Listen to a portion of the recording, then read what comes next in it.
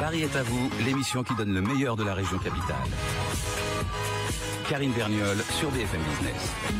Tendance, rendez-vous business, spectacle, expo, resto, tout ce qui fait vibrer la capitale est dans Paris est à vous. Et ce qui anime les auto-entrepreneurs, ce sont les discussions qui n'en finissent pas sur leur statut. Demain, le projet de loi Pinel du nom de l'ex-ministre de l'Artisanat doit être présenté en commission mixte paritaire avant son adoption définitive. Et jeudi se tiendront les assises de l'auto-entreprise. Alors où en est le régime unique, le régime des auto-entrepreneurs aujourd'hui? Grégoire Leclerc, bonjour. Bonjour. Vous êtes le président de la Fédération des auto-entrepreneurs.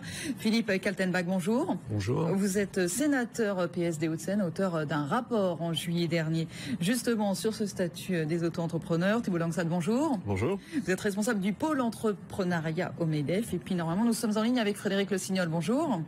Oui, bonjour. Fondateur du mouvement des Poussins avec Adrien Sergent et créateur de solutions web et entrepreneur. Alors justement, on va revenir sur cette actualité. Peu ou prou, c'est 900 000 auto-entreprises créées depuis 2008. Je le disais, commission mixte paritaire demain. Grégoire Leclerc, vous y croyez? À un moment donné, on va y arriver à ce statut d'auto-entrepreneur révisé? Il va bien falloir qu'on sorte du débat qui effectivement s'éternise. Ça fait un an, je le disais tout à l'heure, que le projet a émergé. C'est vrai que c'est très long, c'est vrai qu'on est très mal parti dans l'historique de ce projet de départ monté sans beaucoup de méthode et sans beaucoup de concertation, avec une vraie déception de la part des auto-entrepreneurs qui avaient l'impression d'être très peu compris dans leurs attentes et dans leur volonté un peu de sanctuariser ce régime. Il y a eu une deuxième étape avec le député Laurent Grandguillaume qui a fait un très gros travail d'analyse finalement de crever l'abcès autour de tout ce qui pouvait opposer les artisans et les auto-entrepreneurs. Et puis maintenant, il y a le fameux débat parlementaire final qui prend toute sa place, prend du temps, avec quelques... Ah, il y a eu quelques derniers rebondissements, sinon on va en parler quand même. Le dernier rétropédalage du gouvernement il y a quelques jours, notamment vous en parliez grâce au député PS de Codor, Laurent Grandguillaume, ce fameux amendement communiste qui a fait parler de lui en avril, qui voulait supprimer, alors on va essayer d'être clair, qui voulait supprimer un article datant de 93 qui présumait qu'un entrepreneur était un travailleur indépendant. Tout ça, c'était pour lutter contre le salariat déguisé. Alors l'objectif de l'amendement Schurch, du nom de la sénatrice de l'Allier qui a déposé cet amendement, c'était d'inverser la charge de la preuve. Aujourd'hui, un auto-entrepreneur est reconnu comme indépendant à moins que l'URSSAF fasse la preuve qu'il est un salarié déguisé. Et l'idée était de faire en sorte qu'il soit présumé salarié à moins que l'auto-entrepreneur démontre qu'il est indépendant. De manière très synthétique. Donc c'est un amendement un peu incongru qui effectivement n'a pas reçu le soutien final du gouvernement après, malgré tout, que Arnaud Montebourg en ait fait le soutien lors du débat au Sénat. Et donc c'est plutôt une bonne nouvelle pour nous parce que c'est encore une épine du pied en moins retirée à ce débat. Mais c'est fou le nombre d'amendements, de rétropédalages, d'atermoiements, de débats divers et variés qu'on a pu connaître sur ce régime en un an. C'est vrai que c'est pesant. Thibault Langsat, la position du MEDEF sur cet abonnement et sur ce salariat déguisé, finalement, vous préférez que ça n'ait pas été adopté non plus, que ça n'ait pas été retenu, cet amendement? C'est-à-dire qu'on voit que c'est un sujet qui est quand même extrêmement complexe. Et oui, il y a des problématiques sur ce régime de concurrence déloyale, de salariat déguisé, il ne faut pas se le cacher. Mais c'est pas la majorité. C'est quoi, c'est 2-3%, c'est ça selon vous? Je pense qu'on est de cet ordre-là. Alors il est évident que ces 2-3% sont visibles, ça fait mal. Il faut le combattre. Là-dessus, il faut probablement accentuer les contrôles sur ces points-là. Mais on ne peut pas évacuer l'eau du bain avec l'ensemble des auto-entrepreneurs. C'est bien ça le problème. Et donc nous, la position, elle a été bien évidemment d'accompagner le rapport Grandguillaume, où là-dessus il y a eu un consensus assez fort. C'est vrai que le rétropédalage d'il y a quelques jours sur cet amendement est incompréhensible parce que ça laisserait sous-entendre que chaque entrepreneur, dans une phase de démarrage, est un salarié déguisé. C'est-à-dire que le premier contrat mettrait l'auto-entrepreneur dans une forme de salariat déguisé. Donc, il faut maintenant apaiser les esprits. Je pense qu'on était arrivé à apaiser l'esprit. Ça repart un petit peu. Il faut faire confiance à la sagesse des sénateurs demain pour que définitivement ce problème soit réglé. Alors justement, Philippe Kaltenbach, on sent que vous faites partie des sages, en tout cas de la sagesse de certains sénateurs. Ce que vous dites aussi, c'est quand même pourquoi ça alimente tant de polémiques, pourquoi on sent que finalement ça... Je ne pense pas, je crois quand même... Si on fait 900 000 auto-entreprises créées depuis 2008, c'est beaucoup, mais c'est pas énorme. Et en même temps, on a l'impression que tout le monde se sent concerné et que tout le monde veut y mettre sa patte un petit peu dans ce statut. Si on fait un petit retour en arrière, le statut, le régime a été créé en 2008. Il s'est mis en place progressivement. Il a rencontré un grand succès. Aujourd'hui, on a plus de 900 000 auto-entrepreneurs, dont la moitié ont un chiffre d'affaires positif. Donc c'est important et il faut surtout, bien sûr, les encourager et faire en sorte que tous ceux qui veulent créer leur entreprise en France soient accompagnés, soient aidés. On a besoin de créateurs d'entreprise. Donc ça, c'était l'aspect positif du sujet. Ensuite, dès 2008, il y a eu des attaques, notamment des artisans, qui ont vu dans ce régime une concurrence déloyale. Il y a eu également des syndicats qui ont pointé ici ou là quelques cas, heureusement très marginal, de salariat déguisé. Et donc ce régime a évolué. Dans le rapport que j'ai rendu en juillet dernier, on a pointé qu'entre 2008 et 2013, il y avait eu 9 évolutions législatives. Donc c'est quand même beaucoup pour un régime. Mais c'est vrai qu'à l'époque, il avait été créé un petit peu dans la précipitation et donc il a fallu l'affiner, le polir avec des modifications successives. Et c'est vrai qu'il y a un an, à l'origine, le projet de loi de Mme Pinel allait très loin et mettait vraiment en cause le régime en le sapant sur ses fondements et en diminuant de moitié les seuils. Et donc ça aurait vraiment été très très difficile pour ce régime. Donc je crois que justement grâce au débat, grâce aux différents rapports, grâce au travail du député Grand-Guillaume, la position du gouvernement et du Parlement a évolué et on est passé d'une situation où c'est vrai, on aurait pu vraiment couper la tête des auto-entrepreneurs à une situation où ils sont confortés, où d'ailleurs on crée un nouveau régime commun, micro-social, micro-fiscal pour toutes les micro-entreprises, et où l'auto-entrepreneur, moi je considère qu'il vraiment est valorisé et qu'il n'est plus du tout attaqué. Reste cet amendement communiste voté un petit peu rapidement au Sénat. Justement, dans la procédure parlementaire, il y a plusieurs lectures, il y a des commissions mixtes paritaires qui permettent, lorsqu'on a pointé une erreur, de la corriger. Et je pense que demain, cette erreur sera corrigée, parce que bien évidemment, on ne va pas écraser un moustique avec un marteau. Et s'il y a quelques cas difficiles à traiter, ce n'est pas en jetant l'opprobre sur l'ensemble des auto-entrepreneurs qu'on fera avancer le train dans le bon sens. Thibault Lansane. Il y a un point, alors je ne sais pas si on va être d'accord ou pas, mais au moment où le régime de l'auto-entrepreneur a été mis en place, il y a eu un peu un péché d'orgueil. Parce que finalement, dans ce régime, on mélange, j'ai envie de dire de façon très positive, mais un peu des pommes et des poires. Parce que vous avez des auto-entrepreneurs qui ne factureront jamais, dont on peut considérer que c'est un droit à la dignité de se porter sur la dynamique entrepreneuriale. Ça leur permet de justifier une période de non-emploi ou peut-être de mener à bien un projet qui ne verra peut-être pas le jour.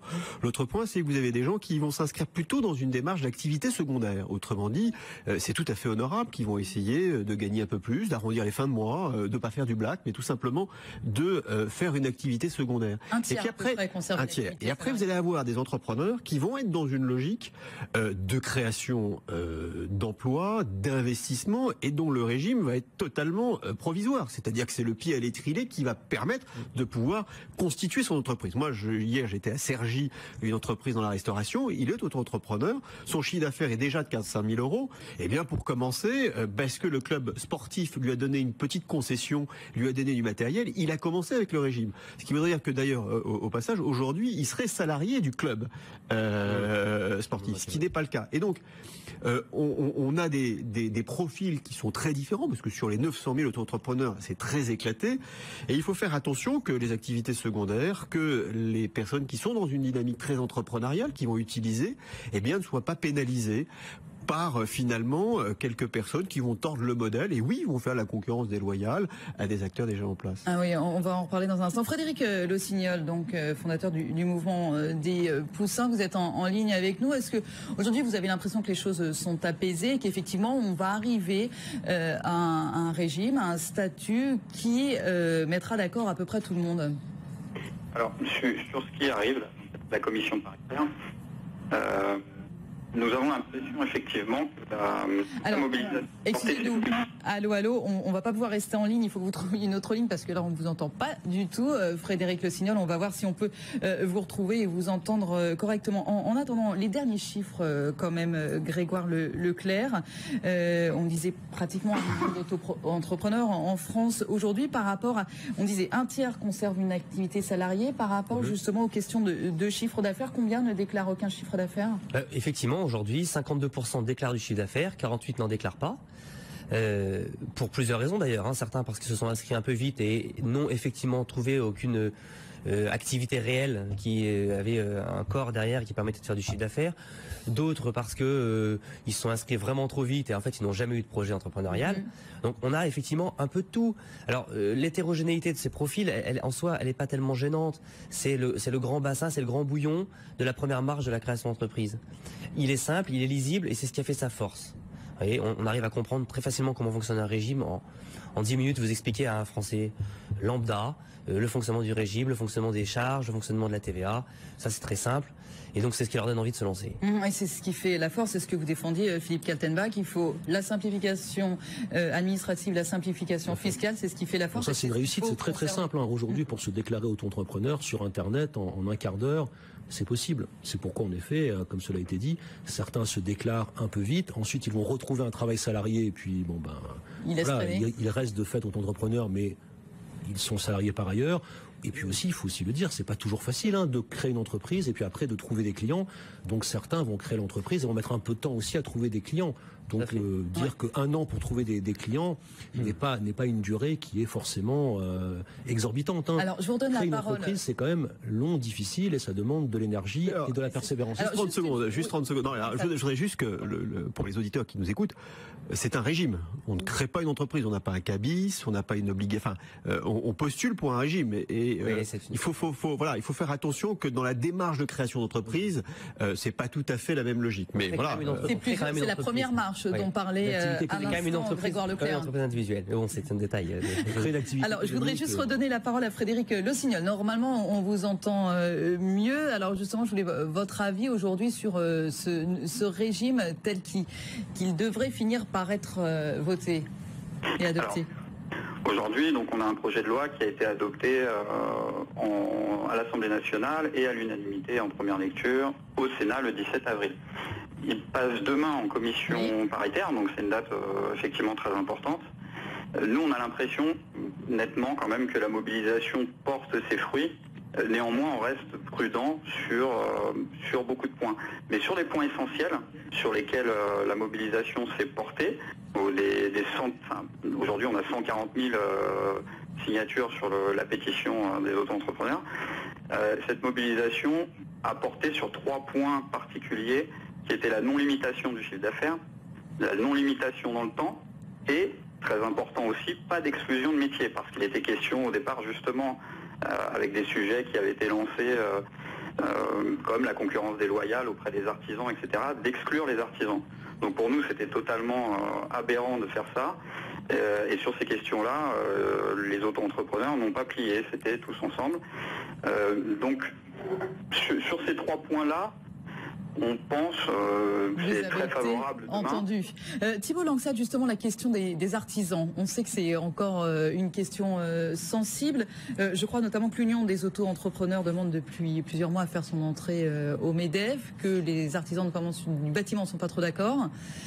Comment ça se fait ? Oui, le sujet est complexe. C'est ce qui prouve que si le projet de loi avance, dans nos organisations, on a encore besoin de faire preuve de pédagogie. Et je pense que ça va nécessiter, au-delà de la loi, d'essayer de voir comment on peut contrôler finalement des abus de concurrence déloyale. Et c'est très vrai dans le bâtiment. On peut pas l'occulter malheureusement. C'est que il y a des jeunes qui vont commencer et puis qui finalement vont s'installer, qui vont avoir une activité secondaire et qui vont continuer à bénéficier d'un régime qui est finalement assez compétitif par rapport au régime existant. Et on peut comprendre l'agacement du bâtiment. Mais ça se passe aussi dans d'autres fédérations. Le problème, c'est que c'est pas forcément majoritaire et que aujourd'hui, notamment dans le rapport Guillaume, on essaye de mieux encadrer par de la formation ces personnels-là. Bon, ça prouve qu'il faut faire preuve de pédagogie. Et on voit bien le changement qu'a apporté le régime des entrepreneurs.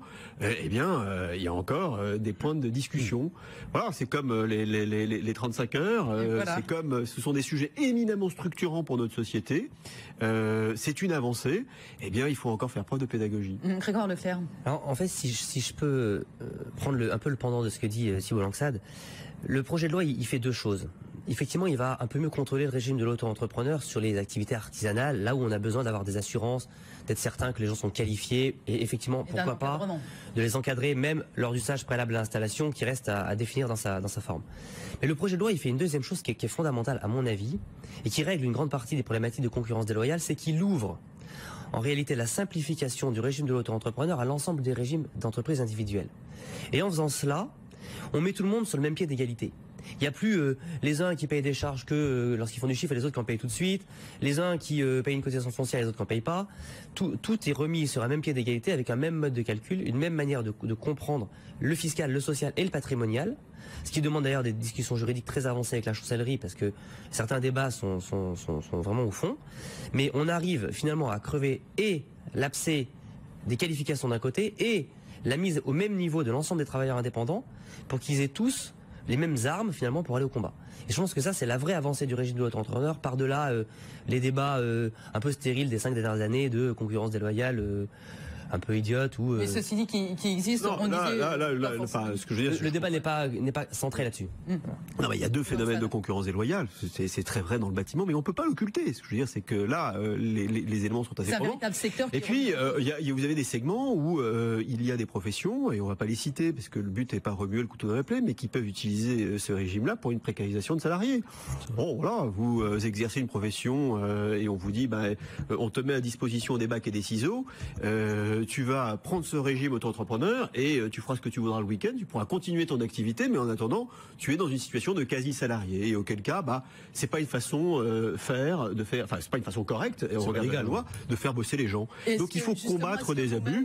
Au MEDEF aussi, vous êtes vigilants parce que du coup, là, ce sont les donneurs d'ordre. Nous, on est extrêmement vigilants, mais les donneurs d'ordre, il faut combattre les comportements litigieux. Et donc, il faut être extrêmement attentif, mais là-dessus, on ne peut qu'encourager les contrôles. Alors, de l'inspection du travail sur ce type de comportement. Si c'est pour utiliser le régime de votre entrepreneur pour précariser les salariés, il faut le condamner fermement. C'est pas le but. Le but est de mettre en place une dynamique entrepreneuriale établie. Et donc s'il y a quelques professions qui dérapent, mais c'est pas des professions, c'est des comportements individuels de personnes qui vont avoir une vision un peu mercantile des choses et qui vont essayer de blouser le pauvre salarié ou en tout cas le demandeur d'emploi en lui disant tu vas bénéficier d'un régime. Ça, il faut le combattre. Il n'y a pas d'excuse là-dessus. Après, dans une phase de démarrage, il peut y avoir un peu de concurrence déloyale. C'est pas majoritaire, c'est bien ce que je dis, c'est pas majoritaire, donc c'est pas agiter tous les chiffres rouges et de bloquer, mais on peut comprendre, notamment chez le bâtiment et chez les artisans, que ça peut poser problème. Ça peut poser problème parce que, vous savez, là aussi c'est dans le comportement individuel. Pour peu que la personne reste dans les seuils et puis continue son activité autre part, il va se contenter d'un petit pécule. Donc c'est dans le comportement, on peut pas généraliser. Et voilà, quand on a des discussions ainsi au MEDEF, nous on essaye de ne pas généraliser, de contenir une discussion, et puis de temps en temps, on n'est pas tout à fait d'accord et on a besoin de faire preuve de pédagogie. Philippe Kaltenbach, justement, la question des seuils aussi, effectivement. Ils sont maintenus. Les seuils sont maintenus. Il n'y a pas eu de division des seuils par deux, ce qui aurait été catastrophique. Et puis pour les artisans, je crois que les artisans, à juste raison, se sont plaints au début, mais grâce à ce texte de loi, on a remis quand même une égalité entre les différents intervenants. Il y a vraiment une équité, une égalité. Et aujourd'hui, il y a un point d'équilibre qui satisfait et les auto-entrepreneurs et les artisans. Et on voit qu'il y a moins de tension entre les deux.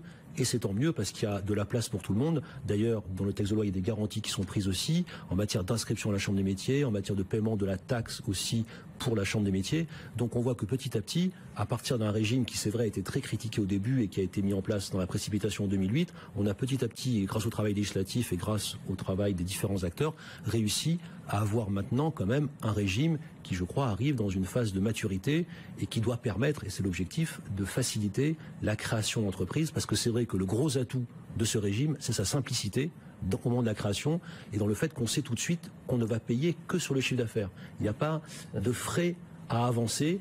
On ne paiera que si on fait du chiffre d'affaires, et c'est vrai que c'est très sécurisant pour les personnes qui se lancent. Alors après, il y aura toujours quelques escrocs, quelques malhonnêtes. Bon, c'est voilà. Mais on ne peut pas sacrifier un régime qui concerne des centaines de milliers de Français, qui leur donne une rémunération complémentaire ou une activité principale, parce qu'il y a quelques malhonnêtes et quelques personnes indélicates qui ne respectent pas la loi. Frédéric Lossignol, est-ce que vous avez vu évoluer les personnes qui se tournaient vers l'auto-entrepreneuriat depuis quelques années, ou est-ce que vous avez l'impression qu'au début tout le monde s'est lancé en se disant c'est la panacée, c'est parfait justement parce que c'est simple, facile, efficace, et alors qu'aujourd'hui peut-être c'est des gens qui ont plus de projets, ou finalement on est toujours sur le même profil? Alors, je n'ai pas vu particulièrement évoluer le profil des auto-entrepreneurs.